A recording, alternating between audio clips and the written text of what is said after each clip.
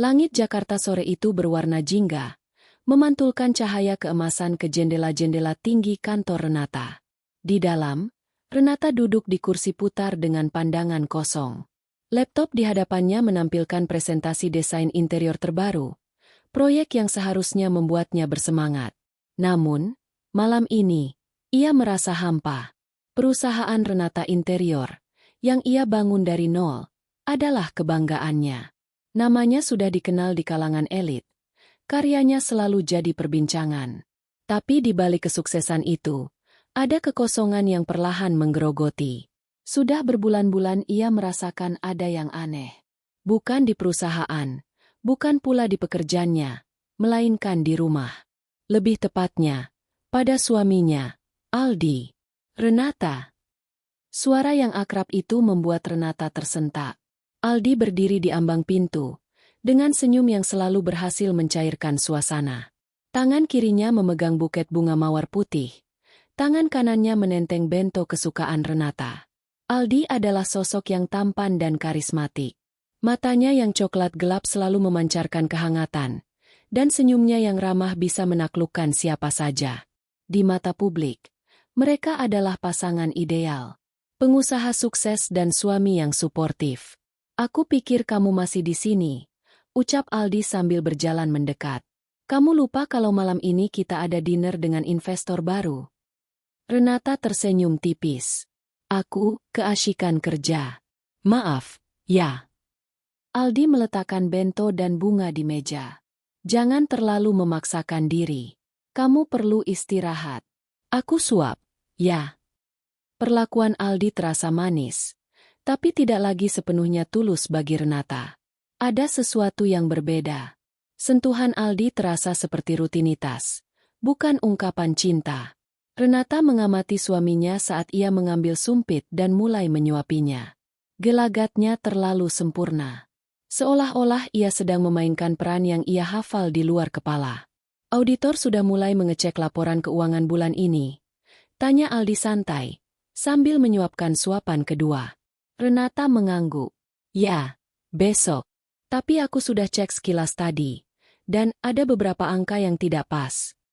Wajah Aldi sedikit menegang, tapi ia dengan cepat mengendalikan diri. "Mungkin ada kesalahan input? Kamu tahu, kan, staf baru kita masih sering ceroboh." "Bisa jadi," jawab Renata, meski ia tidak sepenuhnya yakin. Perasaannya mengatakan ini lebih dari sekadar kesalahan manusia. Setelah makan bento, mereka bersiap untuk pergi. Di dalam mobil, Aldi terus membicarakan rencananya untuk memperluas bisnis, menyusun strategi investasi baru, dan mengendalikan semua urusan finansial. Renata, yang biasanya ikut antusias, hanya mendengarkan sambil menatap kosong keluar jendela. Renata teringat kembali pada masa awal pernikahan mereka. Aldi tidak memiliki banyak aset, tapi ia punya kecerdasan dan ambisi. Renata, yang saat itu baru merintis usahanya, melihat Aldi sebagai partner yang sempurna. Ia memberikan kepercayaan penuh, bahkan mengangkat Aldi sebagai manajer keuangan perusahaan. Keputusan itu didukung oleh semua orang. Aldi tampak jujur, pandai, dan berkomitmen penuh. Namun, belakangan ini, ada hal-hal kecil yang mengusik pikiran Renata. Aldi semakin sering membeli barang-barang mahal, jam tangan, jaket kulit mewah, bahkan gawai terbaru yang harganya tidak sebanding dengan gaji bulannya. Setiap kali Renata bertanya, Aldi selalu menjawab, "Oh, ini bonus dari klien," atau "diskon besar, sayang." Renata selalu percaya. Sampai suatu malam, ia menemukan tagihan kartu kredit atas nama Aldi yang jumlahnya fantastis, jauh melebihi apa yang bisa ia beli dengan bonus. Ketika ia bertanya, Aldi dengan santai menjawab, "Itu tagihan untuk material proyek baru, sayang. Aku pinjam uang perusahaan dulu untuk memudahkan urusan." Jawaban itu membuat Renata curiga, tapi ia mengubur keraguan itu dalam-dalam, berharap suaminya tidak berbohong. Malam itu, di sebuah restoran mewah, mereka bertemu dengan Tuan Hermawan, seorang investor senior yang terkenal hati-hati. Aldi memimpin percakapan dengan sangat fasih. Ia mempresentasikan visi perusahaan dengan data-data yang tampak meyakinkan. Renata hanya duduk, mendengarkan. Ia kagum sekaligus merinding melihat betapa sempurna Aldi memainkan perannya. Ia berbicara tentang etika bisnis, transparansi, dan kepercayaan. Seolah-olah semua itu adalah nilai-nilai yang ia junjung tinggi. Setelah Tuan Hermawan pergi, Renata menatap Aldi. "Kamu hebat. Sangat meyakinkan." Aldi tersenyum, senyum penuh kemenangan. "Tentu saja. Ini demi masa depan kita, sayang." Keesokan harinya, Renata menghubungi Nisa, auditor internal terpercaya yang sudah bekerja dengannya selama 5 tahun. Nisa adalah sosok yang jujur dan teliti. "Nis, tolong cek laporan keuangan kita secara mendalam. Semua transaksi, dari yang paling kecil sampai yang paling besar. Tolong jangan sampai ada yang tahu." Nisa menatapnya dengan heran. "Ada apa, Bu Renata? Tumben sekali." "Entahlah, perasaanku saja. Beberapa angka tidak sinkron. Tolong lakukan secara rahasia, ya." Pinta Renata dengan nada mendesak. Nisa mengangguk, menyadari ada sesuatu yang tidak beres di antara pasangan sempurna itu. Di saat yang sama, sebuah pesan singkat masuk ke ponsel Aldi. Dari nomor tak dikenal. "Aldi, aku sudah sampai di kafe. Kamu di mana?" Aldi segera membalasnya dengan wajah tegang. "Tunggu sebentar, sayang. Aku terjebak macet. Ada kejutan untukmu." Pesan itu ditujukan untuk Maya, wanita simpanan Aldi. Maya adalah desainer grafis berusia 24 tahun yang bekerja di agensi freelance. Aldi mendekatinya dengan skenario rumit. Ia mengaku sebagai pengusaha sukses yang terjebak dalam pernikahan tanpa cinta dengan seorang wanita gila kerja yang tidak pernah menghargainya. Aldi memainkan peran korban, dan Maya, yang naif dan kesepian, jatuh ke dalam perangkapnya. Aldi sering mengajak Maya ke restoran mahal, membelikan tas desainer, dan mengajaknya menginap di hotel mewah semua dengan uang yang ia curi dari perusahaan Renata. Ia berjanji akan menceraikan istrinya dan hidup bahagia bersama Maya. "Siapa?" tanya Renata, yang melihat Aldi buru-buru menyembunyikan ponselnya. "Oh, klien," jawab Aldi cepat. "Ada hal mendesak. Aku harus keluar sebentar. Ada proyek baru yang harus segera dibahas." Renata hanya mengangguk, tapi hatinya merasa sakit. Ia tahu itu bukan klien. Dan ia sudah mulai muak dengan kebohongan-kebohongan kecil yang semakin menumpuk. Malam itu, ketika Aldi pulang larut dengan aroma parfum wanita yang samar, Renata sudah tertidur atau berpura-pura tidur. Ia mendengar Aldi masuk ke kamar, berganti pakaian, dan berbaring di sampingnya. Renata tahu, suaminya tidak lagi sama. Dulu, ia akan memeluk Renata, mencium keningnya, dan menceritakan bagaimana harinya. Kini, ia hanya berbaring, memunggungi Renata. Keraguan Renata berubah menjadi keyakinan yang dingin. Sesuatu yang buruk sedang terjadi di belakang punggungnya. Ia tidak lagi bisa membiarkan kerugian finansial kecil dan kebohongan-kebohongan tak berdasar ini. Renata mengambil ponselnya yang ada di bawah bantal, membuka sebuah folder rahasia. Di dalamnya, ada beberapa tangkapan layar transaksi mencurigakan, foto-foto bukti perselingkuhan yang ia ambil diam-diam dari ponsel Aldi saat ia tidur, dan rekaman singkat percakapan telepon Aldi dengan nomor yang tidak ia kenali. Aldi, suaminya yang sempurna di mata dunia, adalah seorang mokondo. Ia menggunakan kekayaan Renata untuk membangun kehidupan palsu. Dan yang lebih parah, ia berselingkuh dengan wanita lain. Renata memejamkan mata, merasakan air mata panas mengalir di pipinya. Ia tidak hanya dikhianati sebagai istri, tetapi juga sebagai pemilik perusahaan. Aldi tidak hanya merusak hati, tetapi juga menghancurkan apa yang ia bangun dengan keringatnya sendiri. Malam itu, Renata tidak lagi melihat Aldi sebagai suami. Ia melihatnya sebagai musuh. Musuh yang harus ia hadapi dan kalahkan. Dan ia bersumpah, ia akan mendapatkan kembali semua yang telah dicuri, baik hati maupun harta. Pertarungan yang sebenarnya baru saja dimulai. Bagaimana menurutmu? Apakah bagian ini sudah cukup kuat untuk memulai cerita? Apakah kamu ingin saya melanjutkan ke bagian berikutnya? Atau ada detail yang ingin kamu tambahkan? Pagi itu, kantor Renata interior terasa berbeda. Udara yang biasanya dipenuhi semangat kini terasa tegang. Renata tidak lagi melihat Aldi sebagai pasangan hidupnya, melainkan sebagai objek penyelidikan. Ia mengamati setiap gerak-gerik suaminya, mencatat setiap detail yang mencurigakan. Di balik senyum profesionalnya, otaknya bekerja seperti mesin detektif. Aldi tidak menyadari bahwa ia sedang diawasi, masih bersikap seperti biasa. Ia datang ke kantor dengan wajah ceria, menyapa semua karyawan, dan langsung menuju ruangannya. Di sana, ia memulai rutinitas hariannya, memeriksa laporan, dan mengobrol dengan Maya melalui pesan singkat. Renata berjalan melewati ruangan Aldi, pura-pura sibuk dengan ponselnya. Di balik pintu kaca, ia melihat Aldi tertawa kecil sambil mengetik sesuatu. Hati Renata mencelos. Ia tahu itu bukan percakapan bisnis. Instingnya sudah sangat tajam sekarang. Sore harinya, Renata mendapat panggilan dari Nisa, auditor internal. Mereka sepakat bertemu di sebuah kafe terdekat, jauh dari kantor. Nisa terlihat gelisah. Bu Renata, saya sudah memeriksanya. Ini tidak seperti kesalahan biasa, kata Nisa sambil meletakkan tablet di atas meja. Renata mencondongkan tubuhnya ke depan. Jantungnya berdebar. Apa yang kamu temukan? Ada beberapa akun virtual yang dibuat dengan nama samaran. Transaksi dari akun-akun ini terhubung langsung ke rekening perusahaan kita. Jumlahnya kecil-kecil, tapi sangat sering dan menumpuk hingga miliaran rupiah.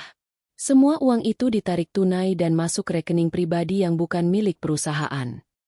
Nisa menunjuk beberapa grafik di tabletnya. Pola transaksinya sangat rapi, seolah-olah dirancang untuk tidak menarik perhatian. Renata merasa mual. Ia tahu persis siapa orang yang bisa melakukan ini. Hanya satu orang yang punya akses penuh ke sistem keuangan dan juga cukup pintar untuk menutup jejaknya. Aldi. Dan ada satu lagi, Bu, kata Nisa ragu-ragu. Beberapa tagihan hotel, penerbangan, dan pembelian barang-barang mewah. Semua atas nama perusahaan. Tapi tidak ada satupun yang berhubungan dengan proyek atau klien kita. Totalnya ratusan juta. Dunia Renata terasa berputar. Keraguan yang selama ini ia tepis kini berubah menjadi fakta yang menusuk. Bukan hanya uang, tapi juga kepercayaannya yang digadaikan. Kembali ke kantor, Renata memutuskan untuk melangkah lebih jauh. Ia tahu, bukti dari Nisa saja tidak cukup untuk menjatuhkan Aldi, terutama jika ia ingin melakukannya tanpa menimbulkan kegaduhan di perusahaan. Ia membutuhkan bukti yang tak terbantahkan, baik secara finansial maupun personal. Malam itu, setelah Aldi tertidur pulas di sampingnya, Renata mengambil ponsel Aldi secara diam-diam. Dengan jari gemetar, ia mencoba beberapa kata sandi yang mungkin, tanggal ulang tahun mereka, tanggal pernikahan, nama panggilan sayang mereka. Semuanya gagal. Renata nyaris menyerah, hingga ia teringat pada sebuah tanggal yang sering Aldi sebut-sebut, tanggal ulang tahun neneknya. Bingo, ponsel itu terbuka. Renata menahan napas saat menelusuri galeri foto dan riwayat percakapan. Di sana, ia menemukan bukti-bukti yang lebih menyakitkan daripada laporan keuangan manapun. Foto-foto mesra Aldi dengan Maya di Bali, di restoran mewah, di apartemen. Ada juga tangkapan layar percakapan manis yang penuh dengan janji-janji palsu. Aldi, sayang, hari ini aku beli tiket ke Singapura. Kita liburan berdua minggu depan. Ya, jangan bilang siapa-siapa. Maya, serius? Aku gak sabar. Aku cinta kamu, Mokondoku. Renata membaca kata, Mokondo, yang ditulis Maya. Rasanya seperti ribuan jarum menusuk hatinya. Ternyata, Maya sudah mengetahui kalau Aldi hanya bergantung pada uang Renata. Dan yang lebih menyakitkan, mereka berdua bahkan menertawakan itu. Dengan tangan gemetar, Renata memotret semua bukti di ponsel Aldi dengan ponselnya sendiri. Ia menyimpan semua foto dan tangkapan layar itu di folder rahasia yang terkunci. Ia juga memasang aplikasi pelacak lokasi di ponsel Aldi, Sebuah tindakan yang sebelumnya tidak pernah terpikirkan olehnya. Penyelidikan itu berlanjut selama seminggu penuh. Setiap hari, Renata melihat di mana Aldi berada melalui aplikasi pelacak. Ia melihatnya makan siang di tempat-tempat yang jauh dari kantor, menghabiskan waktu berjam-jam di kafe, dan pergi ke sebuah apartemen di kawasan elit yang tentu saja bukan apartemen mereka. Pada suatu sore, aplikasi itu menunjukkan Aldi berada di sebuah mall. Renata memutuskan untuk pergi ke sana. Ia tahu ini adalah ide yang sangat buruk, tetapi ia tidak bisa menahan dirinya. Ia butuh konfirmasi langsung. Ia melihat Aldi berjalan santai, menenteng tas belanja dari butik ternama. Tidak jauh di belakangnya, ada seorang wanita muda. Itu Maya. Mereka tidak berjalan berdampingan, seolah-olah menjaga jarak, tapi bahasa tubuh mereka menunjukkan bahwa mereka bersama. Renata melihat Aldi menyerahkan tas belanja itu kepada Maya. Maya tersenyum manis dan memeluknya. Renata memotret momen itu dari jauh. Air mata menetes di pipinya. Namun bukan air mata kesedihan, melainkan amarah. Amarah yang membara. Aldi benar-benar telah mengkhianatinya, mencuri uangnya, dan dengan tidak tahu malu berselingkuh di depan matanya. Renata memutuskan untuk meninggalkan mall itu sebelum ketahuan. Ia tidak akan menghadapi Aldi sekarang. Ia akan menunggu sampai ia memiliki semua bukti, sampai ia bisa menghancurkan Aldi dengan sempurna, seperti bagaimana Aldi menghancurkan hidupnya. Beberapa hari kemudian, Nisa mengirimkan laporan finalnya. Laporan itu tebal, penuh dengan data, grafik, dan bukti-bukti transaksi yang disamarkan. Nisa juga menemukan bahwa Aldi telah mentransfer sejumlah besar uang ke rekening pribadi dengan nama berbeda, yang terhubung dengan kartu kredit yang ia gunakan untuk membiayai gaya hidupnya dan Maya. Semuanya terperinci, rapi, dan tak terbantahkan. Di ruang kerjanya, Renata menyusun semua bukti, laporan dari Nisa, foto-foto dari ponsel Aldi, dan rekaman percakapan yang ia rekam diam-diam. Ia menyusunnya dalam sebuah timeline yang rapi. Mulai dari kecurigaan pertama, kerugian kecil, transaksi gelap, bukti perselingkuhan, hingga bukti final penggelapan dana. Renata menatap tumpukan bukti itu. Ia telah mengorbankan waktu, tenaga, dan perasaannya untuk mengumpulkan semua ini. Ia tidak bisa lagi mundur. Ia tahu apa yang harus ia lakukan selanjutnya. Ia harus menghadapi Maya, wanita yang tanpa sadar telah menjadi alat dalam kejahatan suaminya. Ia harus mencari tahu seberapa banyak yang Maya ketahui. Renata mengambil ponselnya dan mencari kontak Maya. Ia mendapatkan nama dan nomor telepon Maya dari ponsel Aldi. Hatinya berdebar, tetapi ia tahu ini adalah langkah yang krusial. Ia mengirim pesan singkat. Maya, ini Renata, istri Aldi. Saya tahu semuanya. Kita perlu bicara. Pesan itu terkirim. Renata duduk di kursinya, menunggu balasan. Perang batinnya kini berubah menjadi persiapan untuk berperang yang sesungguhnya. Ia tidak lagi peduli dengan perasaannya yang hancur. Ia hanya ingin keadilan. Di sisi lain, ponsel Maya bergetar.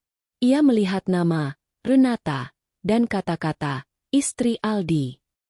Wajahnya yang biasanya ceria berubah menjadi pucat pasi. Ia merasa dunianya runtuh. Ia tidak tahu apa yang harus ia lakukan. Namun ia tahu, ini adalah akhir dari semua kebohongan yang telah ia percayai. Pesan yang dikirim Renata kepada Maya terasa seperti bom waktu. Setelah membaca kata-kata itu, Maya tidak bisa bekerja. Pikirannya kosong, tangannya gemetar.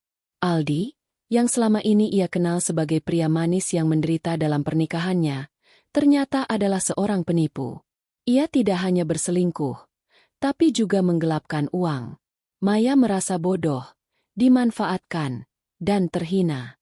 Janji-janji manis, liburan mewah, dan hadiah-hadiah mahal yang ia banggakan ternyata berasal dari uang yang dicuri dari istri Aldi. Renata menunggu balasan, tapi tidak ada jawaban. Ia memutuskan untuk tidak menyerah. Ia mencari alamat kantor tempat Maya bekerja dari biodata online yang ia temukan. Keesokan harinya, Renata nekat datang. Ia tahu ini adalah risiko besar, tapi ia tidak punya pilihan. Ia harus menghadapi wanita ini. Renata menemukan sebuah kantor kecil di lantai 2 sebuah ruko. Di dalam, ada beberapa orang sibuk di depan komputer. Renata melihat Maya di salah satu meja. Gadis itu tampak murung, matanya bengkak. Renata berjalan perlahan mendekatinya. Maya. Maya mendongak. Wajahnya langsung pucat saat melihat Renata. Ia tidak bisa berkata-kata. Ia hanya bisa menunduk, malu, dan takut. Renata duduk di kursi kosong di hadapan Maya. Saya tidak datang untuk memarahi atau menuduhmu. Saya tahu kamu juga korban. Aldi, dia pandai sekali memanipulasi. Maya mengangkat kepalanya. Matanya dipenuhi air mata. Saya minta maaf. Saya tidak tahu. Dia bilang dia akan bercerai. Dia bilang kamu tidak mencintainya. Hati Renata terasa perih. Tapi ia mengendalikan emosinya. Dia bohong. Dia bilang hal yang sama ke saya. Dia bilang dia mencintai saya. Dia bilang dia bekerja keras untuk perusahaan kami. Padahal, dia hanya mencuri. Dia mencuri uang perusahaan saya untuk membiayai gaya hidupnya, termasuk semua hadiah untukmu. Maya menggelengkan kepalanya tak percaya. Tas ini? Liburan ke Bali? Semua dari uang Bu Renata. Renata mengangguk. Ya, dia bahkan mencuri puluhan juta rupiah dari dana proyek yang sudah dibayarkan klien kami. Uang itu seharusnya untuk staf saya. Maya menutup wajahnya dengan kedua tangan. Ia tidak bisa lagi menahan tangisnya. Ia merasa begitu hina. Ia bukan hanya selingkuhan, tapi juga kaki tangan, tanpa sadar. Renata mengeluarkan sapu tangan dari tasnya dan memberikannya kepada Maya. Saya tidak menuntutmu, tapi saya butuh bantuanmu. Maya menatap Renata, terkejut. Bantuan? Saya punya semua bukti penggelapan uang dan perselingkuhan. Laporan auditor, bukti transaksi, bahkan foto-foto kalian. Tapi saya butuh pengakuan lisan dari Aldi. Saya butuh dia mengatakan semua kejahatannya. Maya mengusap air matanya. Bagaimana caranya? Kamu bisa bertemu dengannya. Minta dia menjelaskan semuanya. Rekam percakapan itu. Saya yakin dia akan jujur padamu, karena dia merasa kamu adalah kelemahannya. Maya terdiam, berpikir keras. Ia benci ide ini. Ia harus kembali berhadapan dengan pria yang telah menipunya, yang telah mempermainkan perasaannya.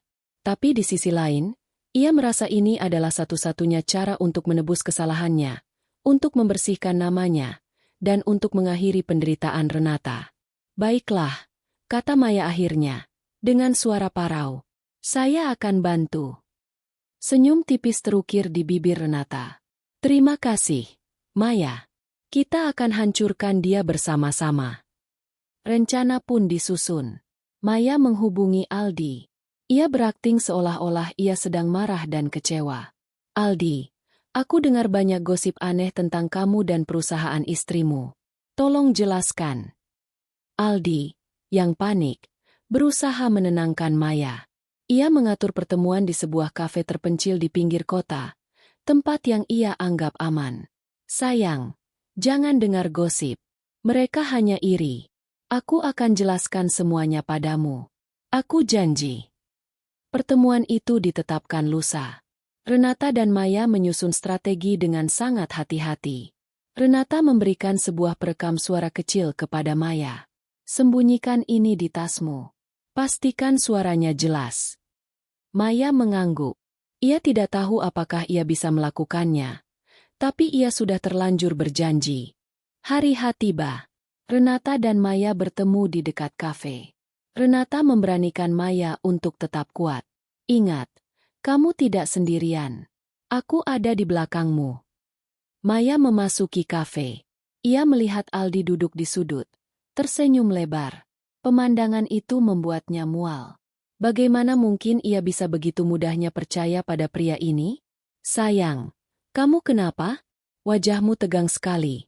Sapa Aldi, mencoba memegang tangan Maya. Maya menarik tangannya.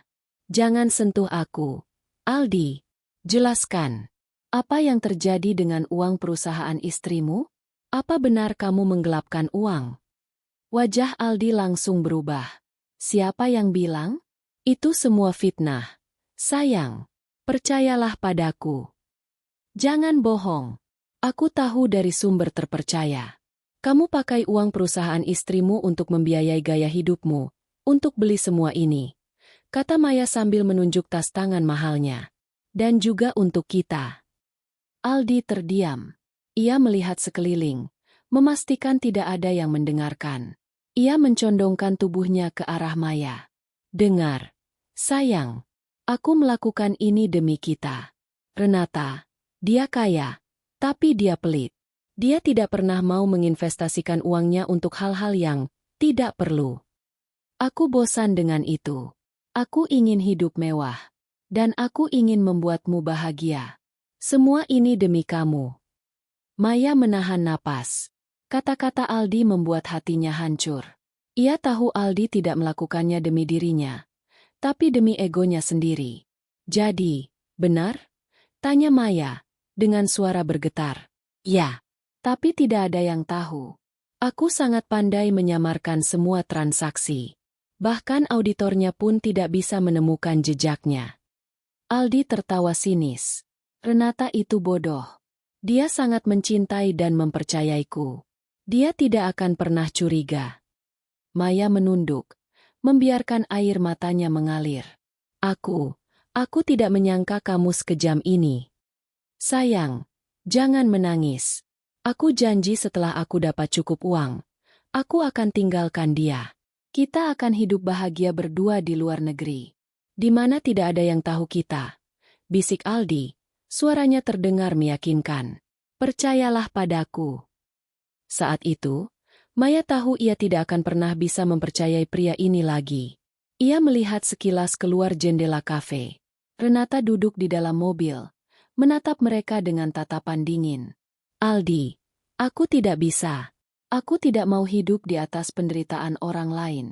Aku tidak mau uang curianmu. Apa maksudmu? Tanya Aldi, mulai curiga. Maya bangkit. Semuanya sudah berakhir. Renata sudah tahu semuanya. Dan aku sudah merekam semua percakapan kita. Wajah Aldi seketika memucat pasi. Ia melihat ke arah tas Maya. Ia berusaha meraihnya, tapi Maya dengan cepat menjauh. Sialan, teriak Aldi. Ia melihat keluar kafe dan melihat mobil Renata. Ia menyadari semua ini adalah jebakan. Ia dikhianati oleh kedua wanita yang pernah ia tipu. Aldi bangkit. Wajahnya merah padam. Aku akan membunuhmu. Aku sudah kirim rekamannya ke Renata. Kamu tidak akan bisa melakukan apa-apa, kata Maya, penuh keberanian. Aldi terpaku. Ia melihat ke arah mobil Renata. Wanita itu keluar dan berjalan santai ke arahnya. Ponsel di tangannya, merekam setiap langkah Aldi. Aldi tahu ia kalah. Semua kebohongan dan manipulasi yang ia bangun runtuh dalam sekejap. Ruang rapat perusahaan terasa tegang. Renata duduk di ujung meja panjang, mengenakan setelan jas hitam yang memancarkan aura kekuatan dan kontrol. Di sekelilingnya, duduk para dewan direksi. Beberapa di antaranya tampak bingung, sementara yang lain menatapnya dengan rasa ingin tahu. Aldi duduk di seberang meja. Wajahnya pucat, keringat dingin membasahi pelipisnya. Ia masih tidak percaya bahwa ia telah terperangkap. Terima kasih sudah hadir, kata Renata. Suaranya tenang dan tegas. Kita ada di sini untuk membahas kerugian finansial yang tidak masuk akal dalam beberapa bulan terakhir. Laporan audit yang saya pegang menunjukkan adanya penggelapan dana secara sistematis. Aldi membuka mulutnya, siap untuk menyanggah. Renata, ini pasti salah paham. Kamu tahu aku tidak mungkin melakukan itu. Seorang direktur senior, Bapak Wibowo, yang telah mengenal Aldi sejak lama, menatap Renata dengan ragu. Maaf, Renata. Aldi adalah manajer keuangan kita. Dia sangat loyal. Apa dasarnya tuduhan ini? Renata menoleh ke arah Aldi. Senyum dingin terukir di bibirnya. Dasarnya? Bukti. Ia menggeser sebuah laptop ke tengah meja dan menekan tombol play. Rekaman suara dari pertemuan di kafe kemarin mulai terdengar, memenuhi ruangan yang hening. Dengar, sayang, aku melakukan ini demi kita. Renata, dia kaya, tapi dia pelit. Aku bosan dengan itu. Aku ingin hidup mewah. Ya, tidak ada yang tahu. Aku sangat pandai menyamarkan semua transaksi. Bahkan auditornya pun tidak bisa menemukan jejaknya. Renata itu bodoh. Dia sangat mencintai dan mempercayaiku. Wajah Dewan Direksi berubah. Dari kebingungan menjadi terkejut. Dan akhirnya, kemarahan. Bapak Wibowo menatap Aldi dengan ekspresi jijik. Aldi melompat dari kursinya. Itu editan. Fitnah. Teriaknya. Renata sengaja merekayasa ini untuk menjatuhkanku. Oh, ya. Renata mengambil ponselnya. Kalau begitu, mari kita lihat ini. Ia memproyeksikan layar ponselnya ke proyektor di belakangnya. Gambar-gambar bukti transaksi mencurigakan muncul satu persatu. Laporan dari auditor internal yang merinci transfer dana ke rekening-rekening anonim. Lalu, muncul serangkaian foto yang ia ambil dari ponsel Aldi. Foto-foto mesra Aldi dengan Maya di berbagai tempat mewah, disertai dengan bukti tagihan yang dibayar dengan uang perusahaan. Ini adalah bukti bahwa Aldi menggunakan uang perusahaan untuk membiayai gaya hidupnya, termasuk perselingkuhan yang tidak tahu malu dengan wanita lain. Jelas Renata, suaranya bergetar menahan amarah. Dia tidak hanya mengkhianati saya sebagai istri, tapi juga mengkhianati kepercayaan kita semua sebagai partner bisnis. Aldi berteriak. Tidak, itu semua bohong. Ia mencoba mendekati Renata untuk merebut ponselnya, tetapi dua satpam yang sudah disiapkan Renata di luar ruangan segera masuk dan menahannya. Lepaskan saya. Renata, apa-apaan ini? Kamu gila? Teriak Aldi, berontak. Renata menatapnya tanpa ekspresi. Saya tidak gila, Aldi. Saya hanya waras. Kamu yang gila. Kamu sudah terlalu lama hidup di dalam kebohonganmu sendiri. Renata membagikan salinan laporan auditor kepada setiap direktur. Total kerugian yang ditimbulkan oleh penggelapan dana ini mencapai lebih dari 10 miliar rupiah. Semua bukti ada di sini, terperinci dan tak terbantahkan. Saya sudah berkoordinasi dengan pengacara. Dan saya akan mengajukan tuntutan pidana terhadap saudara Aldi atas kasus penggelapan uang perusahaan. Ruangan itu hening. Aldi terdiam. Napasnya terengah-engah. Ia menatap Renata. Tidak ada lagi cinta atau kepercayaan di sana. Hanya tatapan dingin dan kebencian. Ia telah meremehkan istrinya. Ia mengira Renata adalah wanita bodoh yang bisa ia kendalikan. Tapi sekarang ia menyadari, ia telah membangunkan naga dari tidurnya. Jadi, saya ingin meminta keputusan dari Dewan, lanjut Renata. Apakah kita akan mengajukan tuntutan hukum dan memastikan orang ini tidak akan pernah lagi merugikan perusahaan? Atau kita akan membiarkannya pergi dan menanggung kerugian ini? Bapak Wibowo bangkit dari kursinya. Renata, saya minta maaf atas semua ini. Saya tidak pernah menyangka. Saya mendukungmu sepenuhnya. Aldi harus bertanggung jawab atas perbuatannya. Dia tidak hanya mencuri uang, tapi juga merusak nama baik perusahaan. Satu persatu, direktur lainnya mengangguk setuju. Mereka semua setuju untuk memecat Aldi dan mendukung langkah hukum Renata. Dengan tangan diborgol oleh petugas kepolisian yang datang beberapa saat kemudian, Aldi dibawa keluar dari kantor. Wajahnya yang biasanya sombong kini dipenuhi rasa malu dan ketakutan. Beberapa karyawan menatapnya dengan pandangan terkejut dan bingung. Berita ini akan menyebar dengan cepat. Nama Aldi, yang dulu dipuja sebagai manajer keuangan andal, kini akan dicap sebagai pencuri dan penipu. Ketika Aldi dibawa ke mobil polisi, ia melirik ke arah Renata yang berdiri di ambang pintu kantor. Tatapannya penuh amarah dan dendam. Ia berjanji dalam hati, jika ia keluar dari penjara, ia akan membalas dendam. Renata hanya membalas tatapan itu dengan tatapan kosong. Ia tidak merasakan kemenangan. Ia hanya merasakan kehampaan yang luar biasa. Pria yang ia cintai dan percayai telah menghancurkan hidupnya. Proses ini terasa seperti menggali kuburan untuk pernikahannya sendiri. Malam itu, Renata tidak pulang ke rumahnya. Ia pergi ke rumah ibunya. Ia duduk di sofa, diam, sementara ibunya membuatkannya teh hangat dan memijat kakinya. Ibunya tidak berkata apa-apa. Ia hanya memeluk Renata, membiarkannya menangis dalam diam. "Bagaimana bisa, Bu?" tanya Renata, dengan suara parau. "Bagaimana bisa aku begitu buta? Dia menipu saya, Bu. Dia menggunakan saya." "Hati memang bisa buta, Nak," jawab ibunya lembut. "Aldi tidak menipumu karena kamu bodoh. Dia menipumu karena kamu terlalu baik. Karena kamu memberikan kepercayaan penuh. Itu bukan kebodohan. Itu adalah kebaikan. Dan yang hancur adalah dia, bukan kamu." Mendengar kata-kata itu, tangis Renata semakin pecah. Tangis kesedihan, kemarahan, dan juga kelegaan. Ia telah melepaskan beban yang selama ini menindihnya. Ia telah menghadapi musuhnya, dan ia telah menang. Renata tahu proses ini belum sepenuhnya selesai. Masih ada persidangan, perceraian, dan proses pemulihan. Namun, ia tidak lagi merasa sendirian.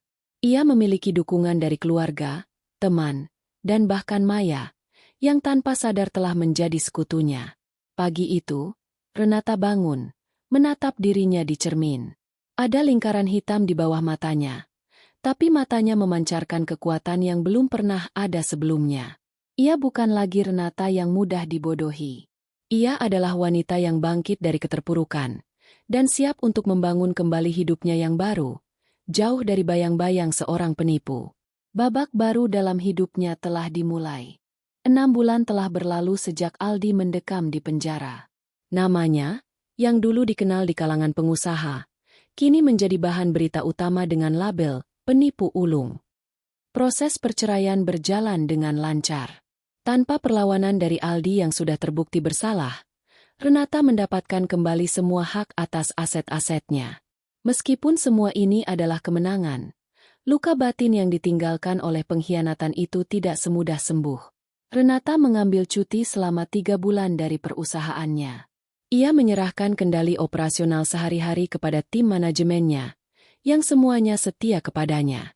Ia menghabiskan waktu dengan ibunya, teman-temannya, dan yang paling mengejutkan, dengan Maya. Hubungan antara Renata dan Maya dimulai dengan rasa canggung, tetapi perlahan berubah menjadi ikatan persahabatan yang unik. Maya sering mengunjungi Renata, membawakannya kopi dan kue, atau sekadar menemaninya di sore hari. Mereka tidak banyak berbicara tentang Aldi. Sebaliknya, mereka berbagi cerita tentang pekerjaan, hobi, dan impian mereka. Renata menyadari bahwa di balik kepolosannya, Maya adalah wanita yang cerdas dan berbakat. "Aku masih merasa bersalah, Bu Renata," kata Maya suatu sore. "Semua itu terjadi karena aku tidak bisa melihat kebohongan Aldi." "Jangan panggil aku Bu Renata," jawab Renata sambil tersenyum. "Panggil aku Renata saja. Dan jangan menyalahkan dirimu. Dia bukan hanya menipumu. Dia juga menipu saya, orang yang sudah hidup bersamanya selama bertahun-tahun. Kita sama-sama korban. Tapi kita bukan pecundang." Maya menatapnya dengan haru. "Renata, kamu kuat sekali. Setelah semua yang terjadi, kamu masih bisa bangkit." "Itu karena aku tidak mau dia menang," kata Renata. Tatapannya tegas. "Dia pikir dia bisa menghancurkan hidup saya. Tapi dia salah. Hidup saya adalah milik saya, bukan miliknya." Kembali ke kantor setelah cuti panjang, Renata merasa seperti orang yang berbeda. Ia tidak lagi terbebani. Ia berjalan dengan langkah ringan, senyumnya tulus. Karyawan menyambutnya dengan gembira, dan semua orang bisa melihat bahwa aura negatif yang dulu menyelimuti ruangan kini telah hilang. Renata mengadakan pertemuan dengan seluruh stafnya. Ia berbicara jujur tentang apa yang terjadi, tanpa menutupi apapun. Ia meminta maaf atas kerugian yang terjadi, dan berjanji akan mengembalikan semua kerugian itu secepatnya. "Saya ingin membangun kembali perusahaan ini dengan dasar yang lebih kuat. Dasar yang dibangun di atas kejujuran dan kepercayaan," kata Renata, suaranya menggelegar. Kita akan menunjuk manajer keuangan baru yang kredibel dan terpercaya. Dan kita akan menanamkan sistem audit yang lebih ketat. Ia juga memberikan kejutan. Saya melihat bakat besar pada beberapa orang di sini. Dan saya ingin mengumumkan bahwa Maya, yang membantu kita mengungkap kasus ini, akan saya tunjuk sebagai kepala tim kreatif kita yang baru. Saya percaya dia akan membawa inovasi besar untuk perusahaan. Wajah Maya merona. Ia tidak pernah menyangka akan mendapatkan kesempatan sebesar ini. Ini adalah awal baru baginya. Kesempatan untuk membangun karir yang jujur dan dihargai. 6 bulan kemudian, Renata Interior tidak hanya pulih, tetapi juga berkembang pesat. Dengan sentuhan kreatif Maya, perusahaan itu berhasil mendapatkan proyek-proyek besar yang lebih inovatif. Laporan keuangan menunjukkan keuntungan yang signifikan. Suatu malam, Renata dan Maya merayakan keberhasilan mereka di sebuah restoran. Mereka tertawa, berbagi cerita, dan minum anggur. Renata menatap Maya. Terima kasih, Maya. Berkat kamu, aku bisa melewati semua ini. Aku yang seharusnya berterima kasih, Renata. Jawab Maya. Kamu tidak hanya memberiku kesempatan kedua, tapi juga mengajariku arti keberanian dan memaafkan. Renata tersenyum. Ia tidak tahu apakah ia sudah sepenuhnya memaafkan Aldi, tetapi ia tahu bahwa ia sudah melupakannya. Pria itu tidak lagi memiliki kekuatan untuk menyakitinya. Ia melihat keluar jendela. Langit malam dihiasi bintang-bintang. Ia teringat kembali pada masa-masa gelap, saat ia merasa putus asa dan tidak berdaya. Tapi ia telah berhasil melewatinya. Percobaan terakhir datang seminggu kemudian. Aldi mengirimkan surat dari penjara. Surat itu berisi permohonan maaf yang panjang, dengan janji-janji bahwa ia akan berubah, dan berharap Renata bisa mengunjunginya. Renata membaca surat itu tanpa emosi. Ia tahu, kata-kata itu hanyalah upaya manipulatif terakhir dari seorang penipu. Ia mengambil surat itu, merobeknya menjadi serpihan-serpihan kecil, dan membuangnya ke tempat sampah. Ia tidak lagi terikat pada masa lalu. Renata telah menemukan kembali dirinya sendiri. Ia tidak lagi hanya dikenal sebagai pemilik perusahaan yang sukses, tetapi juga sebagai wanita yang kuat, berani, dan tangguh. Ia tidak takut untuk memulai kembali. Ia tidak takut untuk jatuh cinta lagi, tapi kali ini ia akan lebih bijak. 1 tahun berlalu. Nama Aldi sudah tidak lagi menjadi perbincangan. Kasusnya telah selesai, dan ia menerima hukuman yang setimpal. Hidup Renata kembali normal, atau lebih tepatnya, menemukan normalitas yang baru. Ia tidak lagi terbebani oleh hubungan beracun di masa lalu. Ia kembali menjadi wanita yang berani, tangguh, dan kini, lebih bijaksana. Perusahaan Renata Interior kini lebih dari sekadar bisnis. Itu adalah bukti ketangguhan Renata. Dengan Maya sebagai kepala tim kreatif, perusahaan itu berhasil menembus pasar internasional. Mereka mendapatkan penghargaan bergengsi, dan portofolio mereka dipublikasikan di majalah-majalah desain terkemuka. Maya, yang dulu polos dan naif, kini tumbuh menjadi wanita muda yang percaya diri, penuh ide, dan sangat loyal kepada Renata. Suatu sore, saat Renata sedang memeriksa beberapa sampel kain di ruang kerjanya, ia menerima panggilan dari nomor yang tidak dikenal. Ia ragu-ragu untuk mengangkatnya, tetapi rasa penasaran mengalahkan keraguannya. "Halo, ini aku, Renata." Suara itu terdengar parau dan lelah. "Aldi." Jantung Renata berdebar. Ia tidak pernah menyangka akan mendengar suara itu lagi. "Ada apa?" tanyanya dingin. Aku ingin minta maaf," katanya. Suaranya terdengar tulus, atau setidaknya, Aldi mencoba membuatnya terdengar tulus. "Aku sudah merenungkan semuanya di sini. Aku tahu aku salah. Aku adalah sampah. Dan aku hanya ingin kamu tahu kalau aku menyesal." Renata terdiam. Semua emosi yang sudah lama ia kubur, kemarahan, kesedihan, dan pengkhianatan seketika muncul kembali. Ia ingat bagaimana Aldi tersenyum di depannya saat ia mencuri uang perusahaannya. Ia ingat bagaimana Aldi memeluknya sementara ia berselingkuh dengan Maya. "Aldi, Aku tidak butuh permintaan maafmu, kata Renata. Suaranya tidak lagi dingin, tetapi penuh dengan kekuatan. Permintaan maafmu tidak akan mengembalikan uang yang kamu curi. Permintaan maafmu tidak akan menghapus trauma yang kamu tinggalkan. Permintaan maafmu tidak akan mengubah fakta bahwa kamu telah menghancurkan kepercayaan saya. Aku tahu, tapi aku hanya berharap. Aku hanya berharap kita bisa bertemu. Aku ingin melihatmu dan... Tidak ada yang bisa kita bicarakan lagi, potong Renata. Hubungan kita sudah berakhir. Semua sudah berakhir. Kamu menjalani hidupmu, dan aku menjalani hidupku. Aku hanya berharap kamu bisa benar-benar menyesali perbuatanmu, tidak hanya karena kamu sudah berada di balik jeruji besi. Renata mengakhiri panggilan. Ia meletakkan ponselnya di meja, dan menghela napas panjang. Ia tidak lagi merasa marah. Ia hanya merasa kosong. Kosong dari kebencian dan dendam. Ia akhirnya menyadari bahwa ia tidak perlu memaafkan Aldi untuk bisa melanjutkan hidupnya. Ia hanya perlu melepaskan. Melepaskan semua emosi negatif yang selama ini mengikatnya. Beberapa bulan setelah panggilan itu, Renata memutuskan untuk membeli rumah baru. Sebuah rumah minimalis dengan pemandangan danau yang tenang. Itu adalah impian yang ia tunda selama bertahun-tahun. Rumah itu bukan lagi rumah yang ia beli bersama Aldi. Rumah itu adalah miliknya sendiri. Di rumah itu, ia menghabiskan sore-sorenya di taman, menanam bunga-bunga yang indah. Ia belajar memasak, dan mengundang teman-temannya untuk makan malam. Ia kembali menjalin hubungan dengan orang-orang yang tulus mencintainya, dan ia membuang jauh-jauh semua hal yang beracun dalam hidupnya.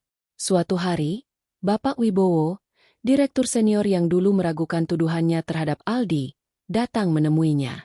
Ia membawakan bingkisan dan mengucapkan selamat atas keberhasilan Renata.